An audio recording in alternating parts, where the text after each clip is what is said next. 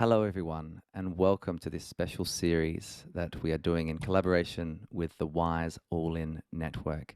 Our guest today is the wonderful Karina Kandaoui.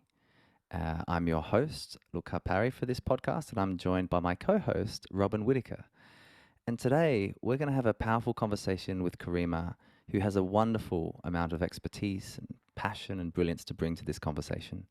She currently is the co-founder and executive president of the Tamkeen Community Foundation for Human Development in Tangier, Morocco.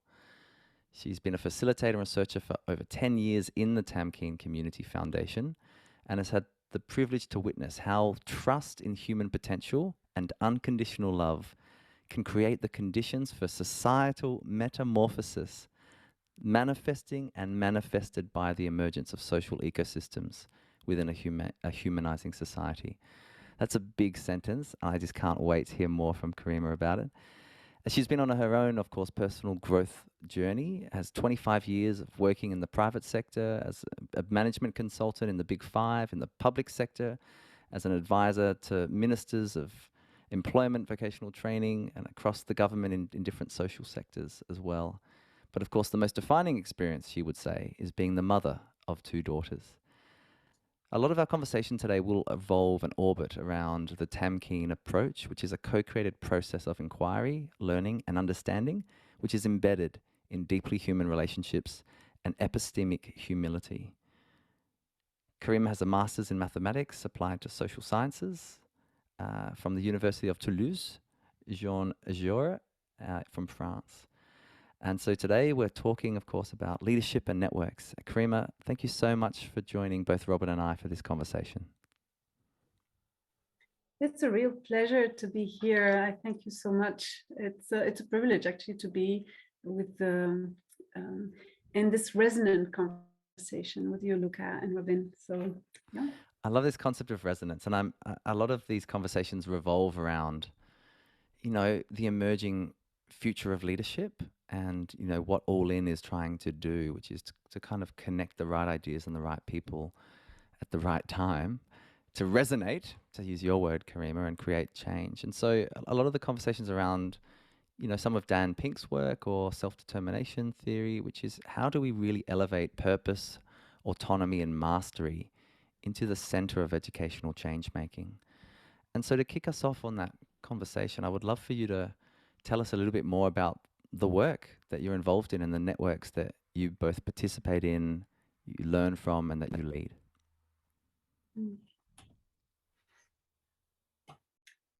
I would start with the question. What was the question that led to all this? And how did that question evolve? So all these experiences that we're talking about, first being a mother, my own experience, personal experience as growing up into adulthood, working for the government, working in the private sector, and social experiences. Just led to ask the question, why? Why this persistence and why of societal disharmony? At the time, maybe the language was not quite like that 12 years back, but why this persistence, given that at the time, the Moroccan government put in a lot of effort, a lot of money for human development processes. They call it the National Initiative for Human Development in Morocco. Right. And yet, the manifestations of that societal disharmony remained. So we started looking at the causes, and then we thought that looking at causes was not leading us anywhere. We looked at the factors. What are the factors that sustain that? Our new questions emerged, taking us to the confluence, looking at not only the disharmony, the manifestations of disharmony, but looking at all societal phenomena, whether pockets of harmony, all this harmony. What is in the confluence? What is in the confluence? And from that reflection, from reflecting our own experiences, grew what we call the Temkin process, Right. which was to look at our questions, to question them, and to realize that our very questions are part of the problem, and taking us to befriend our dissonances, because realizing that those dissonances were there, and that in those questions we're bearing those dissonances. And so what is a Temkin process? Well, yes, the inquiry. There is a learning there, but learning from our experience. So we went deep into our experiences with our different founding members, which are in the medical sector, the investment banking sector, consultancy sector, bringing all these lenses, different lenses, our personal experiences also. And then these questions, as new questions started to grow, they kind of there was a resonance there, and that went out, flowed out. We met a community. We actually and a neighborhood community, and we met them, not looking at what was missing, but rather saying, we would like to know you, we would like to meet you. These are our questions.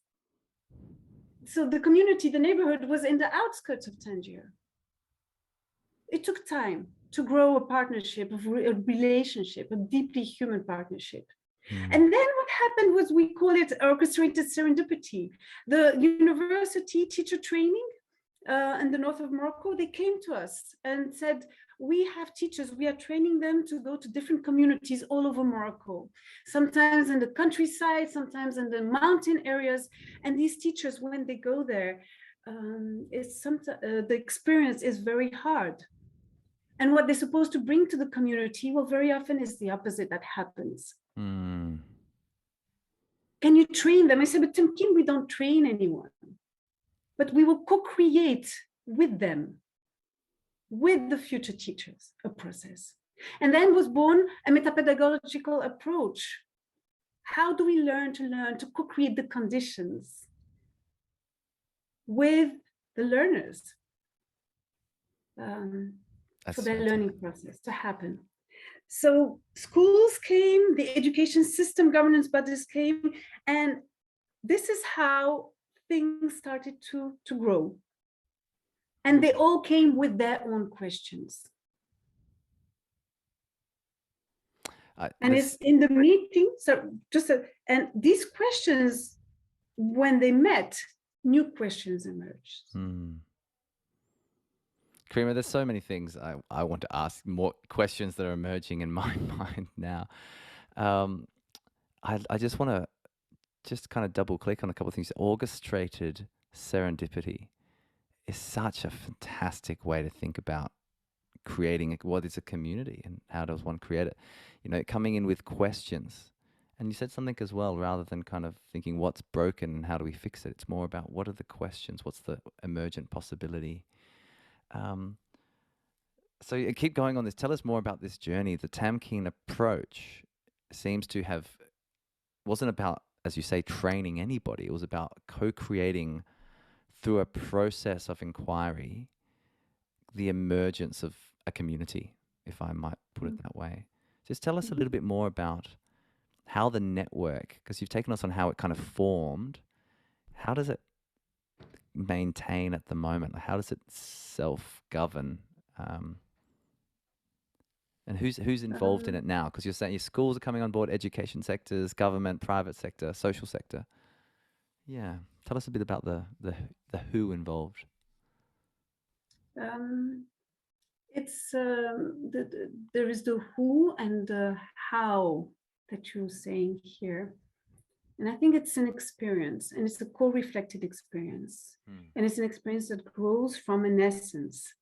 So no matter where it is happening, this experience, it is in the trusting of the human potential. We go from the beauty, what there is, not what we lack, to recognize the beauty there is. It is in the trusting in our humanity, that defines us and connects us, and growing together an understanding of what does it mean to trust our humanity. And it's in the realizing the existentiality of love, the unconditional love. And yet, if we talk about unconditional, there is a condition. It's its unconditionality. No, so today, sometimes we need to use adjectives in order to support, to help us going there, but to find the courage to grow a language of compassion and love in the different communities. So when that essence is there, the focus of attention changes. What matters is our relationship. And from that relationship, new fields of possibilities open up. New co-imagined possibles, future possibles are experienced. So this is when you hear a school say, with Temkin, we found a chemical formula for something that is magical. We are humanizing the school. This is where we hear in a neighborhood a young man saying the love, violence used to bring us together. We used to fight the next door neighborhoods. Yeah. Gang fight. Today it's love. And we realize that all the community initiatives that we co-created are only but a reason to remain together. Love brings us together. And furthermore, violence was in our community, but love also.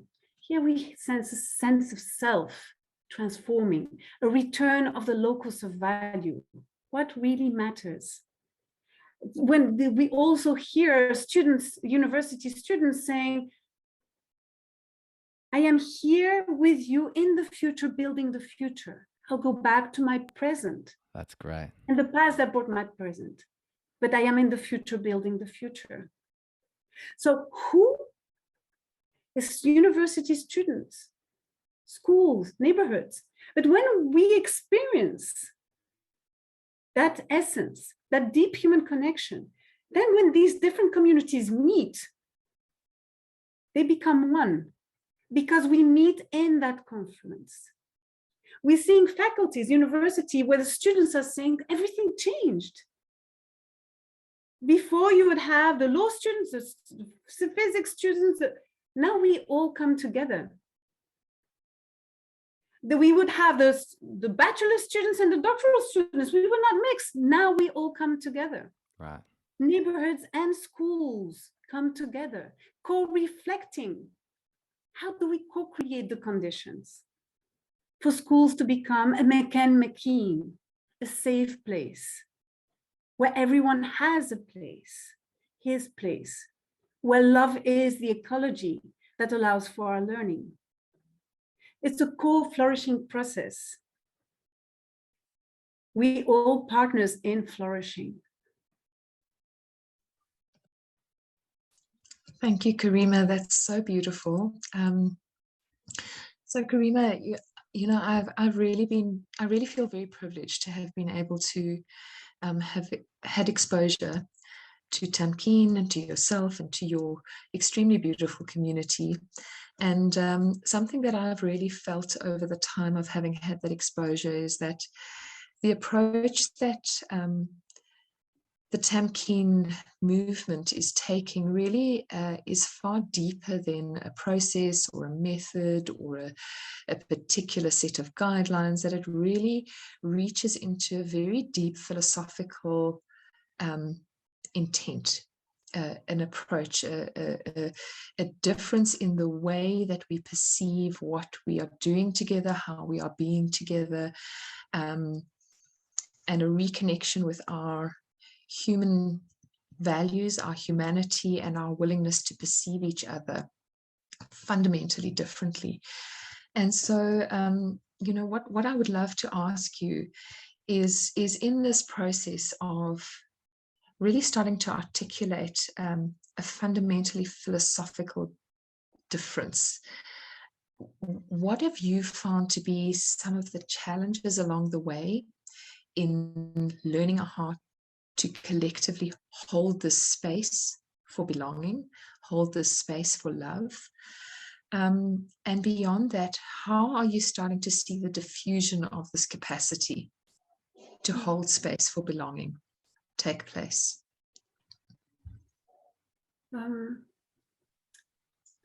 The challenge, I think probably the greatest challenge, was learning patience.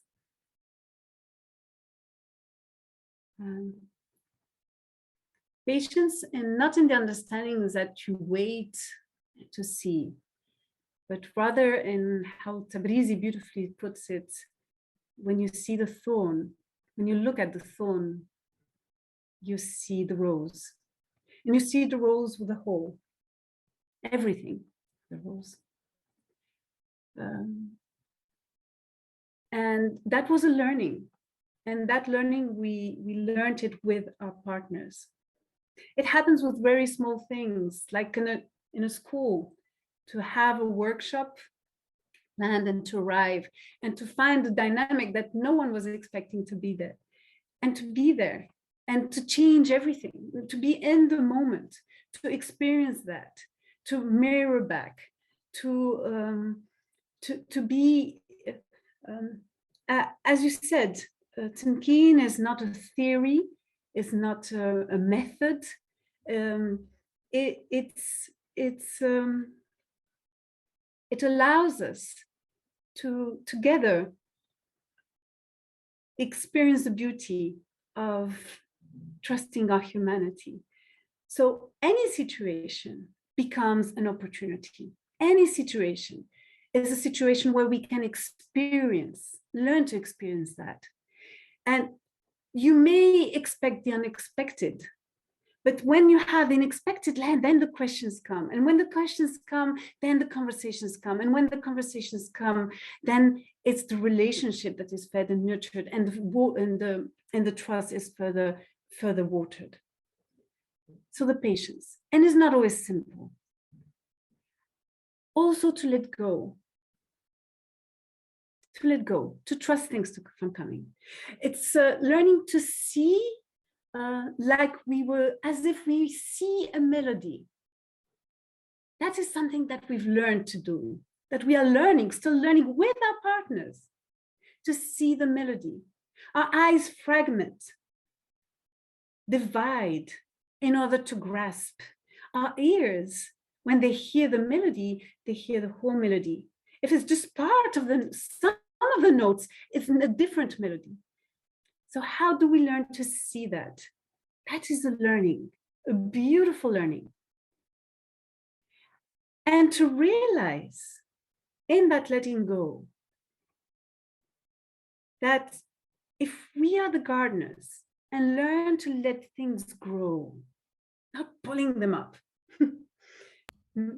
trusting that flower, that seed has all to express its potential, and by expressing its potential, to express the world's potential. If we are learning to do that together,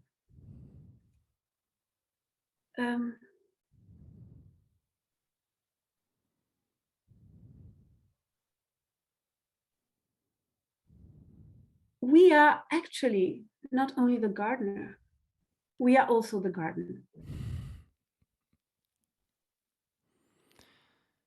And that is beyond being humbled. That is being in humility. This is how we deeply experience it. Wow.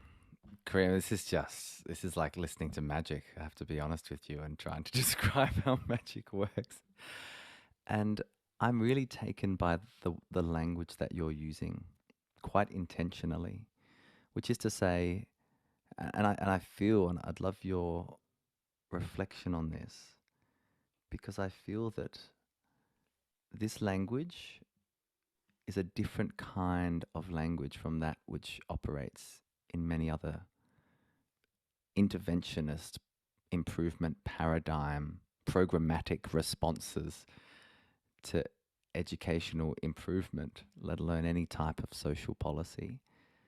So I wonder how might we, or how have you being able to take people on this journey really quite practically, you know, because I think all of us are used to hearing the single note or, you know, verse one, and not, and actually not seeing the rose because we're so focused on the thorn.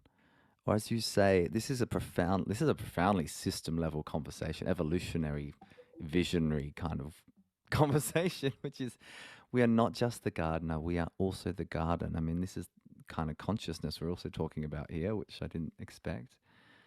So can you just give us some almost advice on how does one practically take communities, other human beings on that journey when sometimes it's, Karim, I don't want better questions. I just want the answer. Can't you just tell me the answer and we'll get the program and we'll fix it? Share a little bit about that. Mm.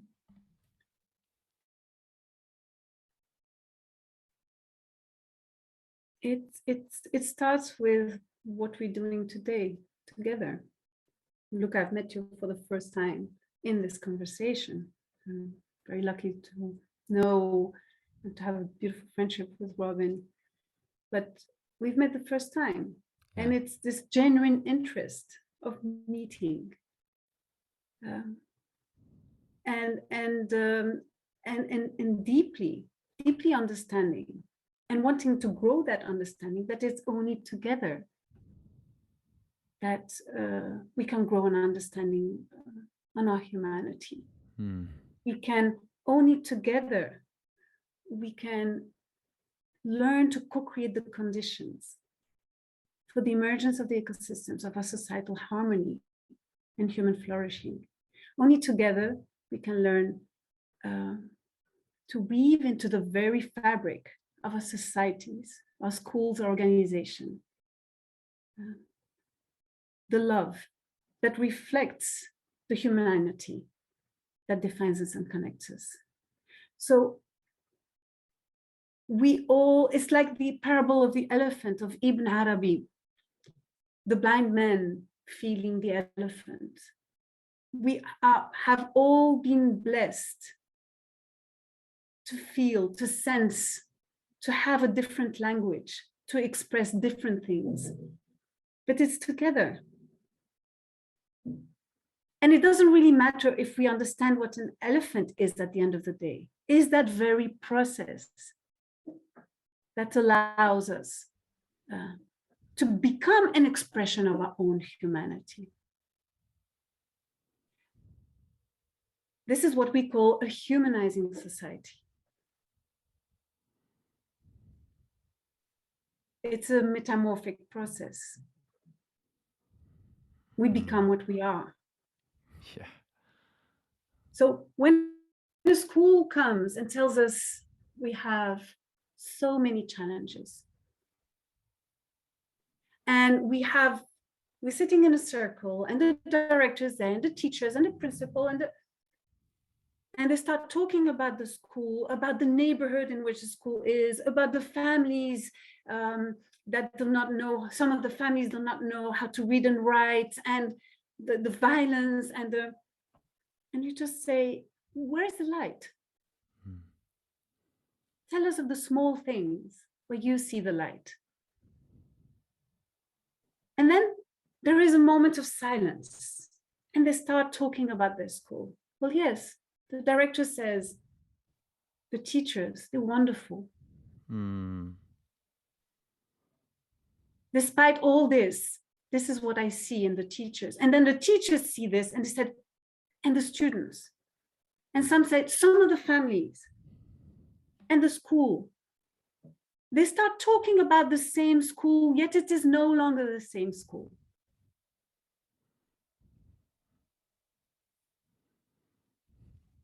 Everything has changed, yet nothing has changed. So then we say, let's think of the school as a garden. Who are the flowers? How can these flowers flourish? They can only flourish together. So as soon as I see the school as a garden, I'm no longer engineering. I'm no longer in the arrogance and the delusion that I can change something, that I can change another human being. I can only co-create the conditions with love. And it's in that mirror. And it's in that mirror that things happen. But what is beautiful is that as soon as they start seeing this and talking about their school like that, they become the mirror to us.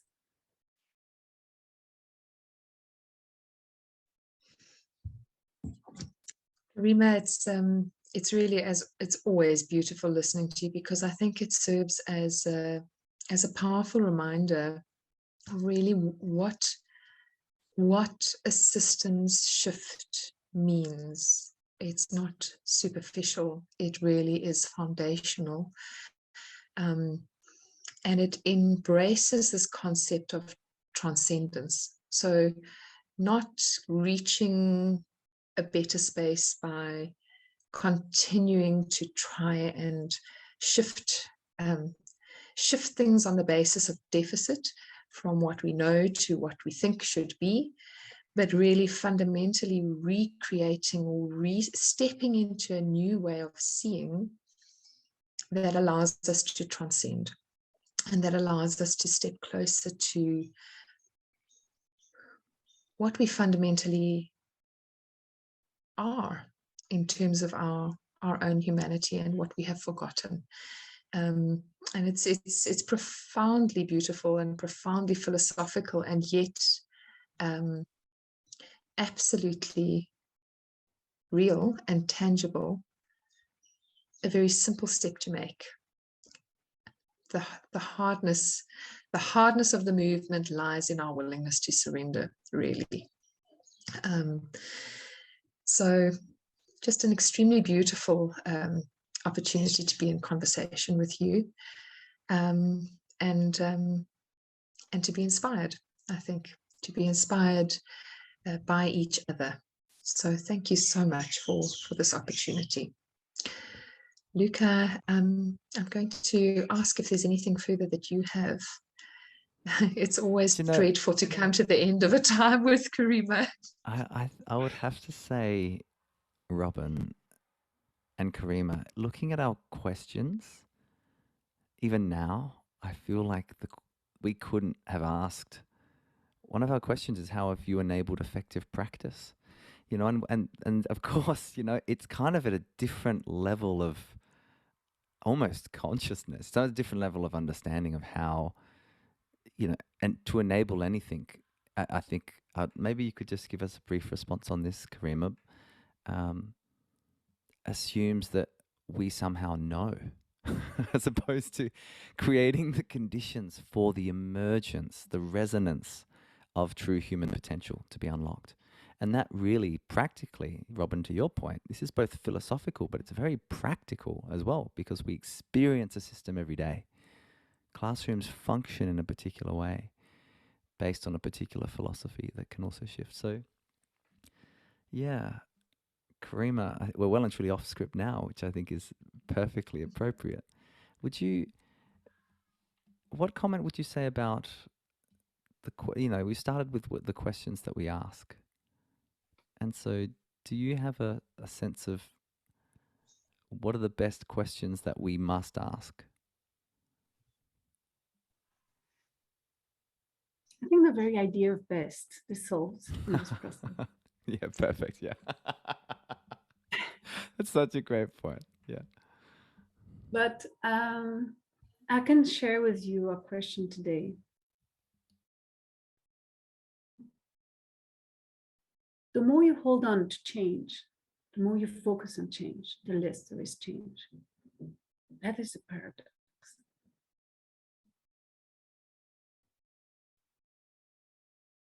This process is silent. There is a beautiful melody, but the deep transformation is silent. How do you talk about a silent transformation without being in the way of the silence?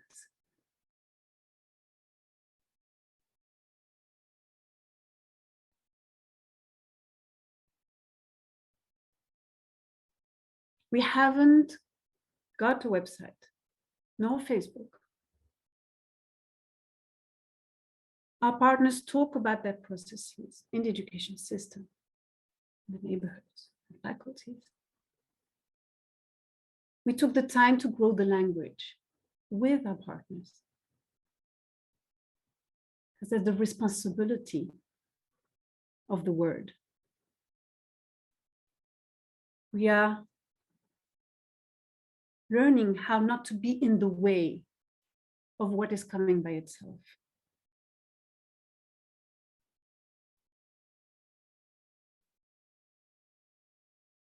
And it's beautiful.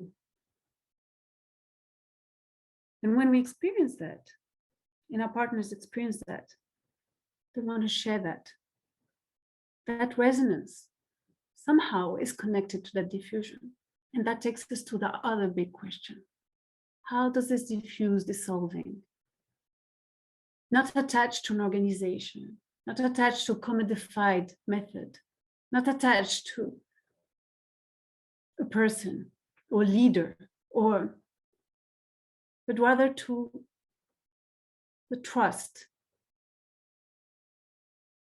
in our humanity. And what does that kind of trust mean? Is it the kind of trust that one can trust is hard to beat? We know that our heart will not beat one day. Yet there is a kind of trust that does not take us to hold on, to be constantly aware. That would harm our heart. It will bring anxiety and stress. And isn't that what we're doing? And as a final point that I think is so important, is that despite the expertise, because we've grown so much expertise, despite the expertise we've grown all over the world to dehumanize the contexts in which our lives are unfolding, we have failed. It takes very little to co-create the conditions with love, in love, for the expression of our humanity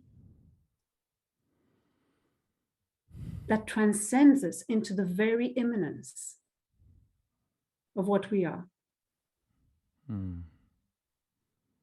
It transcends us in our creative selves.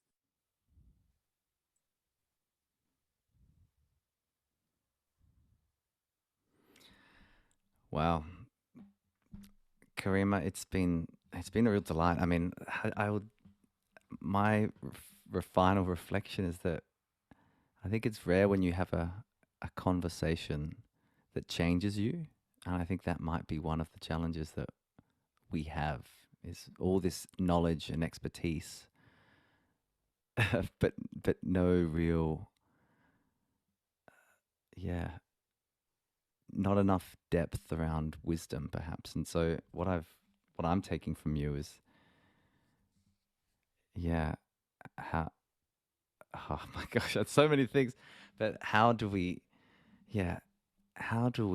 enable a silent transformation but not get in the way of the silence? I mean, there's lots of really profound, I think, questions you've asked, and a story really that you've told, a harmonic story as well, filled with metaphor. So thank you so much for joining us for this conversation. Thank you. I'm so grateful to both of you.